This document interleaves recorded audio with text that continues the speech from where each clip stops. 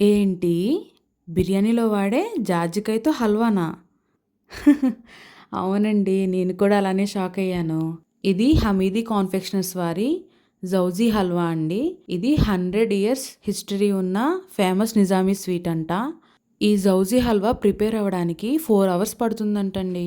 హైదరాబాద్‌ని రూల్ చేసిన లాస్ట్ నిజాం ఈ స్వీట్ తిని నచ్చి హమీదీ కాన్ఫెక్షనర్స్ అని పెట్టారంట.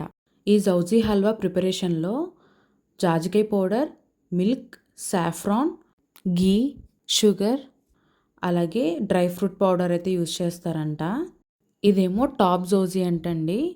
రెండిటికి డిఫరెన్స్ ఏంటి అనంటే ఇది అప్‌గ్రేడెడ్ వెర్షన్ ఆఫ్ జౌజీ హల్వా అంట. డ్రై ఫ్రూట్స్ అనేవి ఎక్కువ క్వాంటిటీలో వేస్తారంటండి ఈ టాప్ జౌజీలో. సో దీని కాస్ట్ కూడా కేజీ 2000 అంటండి.